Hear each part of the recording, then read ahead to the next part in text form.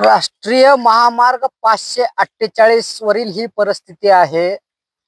मुरुम ते अक्कलकोट श्री क्षेत्र अक्कलकोट जाणारा महामार्ग कायम रहदारी चालू असणारा मार्ग 2023 मध्ये 548 ब चा रस्ता काम झाला। मोठ्या गुत्तेदारीने हा रस्ता काम केला। आज रोजी ह्या रस्त्याची तुम्ही परिस्थिती पाहू शकता की एकदम बिकट अशी परिस्थिती या रस्त्याची झालेली आहे। प्रशासनाला अनेक वेळा कळूनही हा रस्ता काम अद्याप झालेला नाही।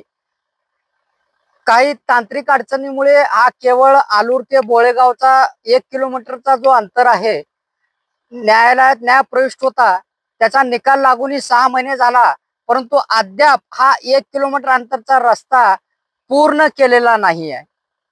यामुळे नागरिकांना जो त्रास सोसावा लागत आहे, त्याचबरोबर जो रहदारीस अडथळा होत आहे, याच्याशी गुत्तेदार किंवा प्रशासनाला काही देणं घेणं नाही।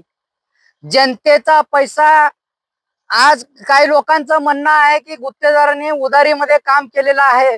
उधारीमध्ये जर काम केलेलं असेल, आज ना उद्या पैसा घेणारच आहे, पैसा सोडणार नाही, कोणी कुणाचा पैसा सोडत नाही। परंतु आज रोजी जो जनतेला त्रास होत आहे, त्या त्रासाला जबाबदार कोण? आम्ही प्रशासनाला पुन्हा एकदा सांगू इच्छितो, हा राष्ट्रीय महामार्ग आहे, कुठल्या खेडेगावाला जाणारा रस्ता नाही। ही परिस्थिती तुम्ही पाहू शकता। अनेक गाड्या या ठिकाणी अपघात झालेले आहेत। अनेक वेळा प्रशासनाला निवेदन देऊनही प्रशासन दखल घेत नाहीये। हा आज बसव प्रतिष्ठानच्या माध्यमातून एक सूचना देण्यासाठी प्रशासनाला किंवा संबंधित गुत्तेदाराला आम्ही कळकळीची विनंती करतो। पावसाळा होता, मान्य आहे आम्हाला, परंतु पावसाळा संपत आलेला आहे। हा जो 1 किलोमीटरचा भाग आहे, त्याचबरोबर मुरुम मोड ते बोळेगाव म्हणजे बोळेगाव रस्ता अक्कलकोटला जोडणारा रस्ता, या ठिकाणी ठिकठिकाणी खड्डे पडलेले आहेत। प्रशासनाने तात्काळ दखल घेऊन ते खड्डे बुजवण्यात यावे आणि हा जो रस्ता प्रलंबित जो रस्ता आहे 1 किलोमीटरचा, तो तात्काळ बनवून देण्यात यावा आणि नागरिकांची होणारी गैरसोय टाळावी। अन्यथा येणाऱ्या 1 महिन्यात बसव प्रतिष्ठानच्या माध्यमातून याच ठिकाणी शड्डू ठोकलं जाईल आणि एक मोठं आंदोलन बसव प्रतिष्ठानच्या माध्यमातून केलं जाईल।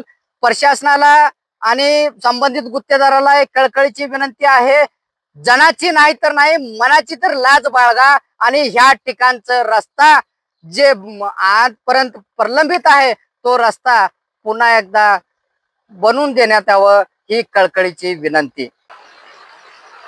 ही जी परिस्थिती तुम्ही पाहताय, हा नदीपात्र नव्हे, हा आहे राष्ट्रीय महामार्ग 548 ब आणि 548 ब वरील परिस्थिती तुम्ही पाहताय।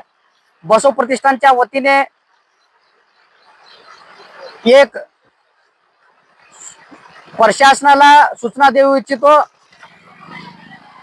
1 महिन्यात या रस्त्याचं जे प्रश्न आहे, त्या रस्त्याची जे समस्या आहेत, मार्गी लावण्यात यावं।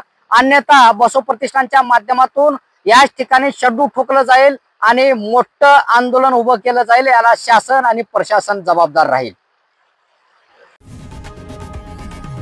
लोकशाही मराठी ऐका, पहा, जागरूक रहा।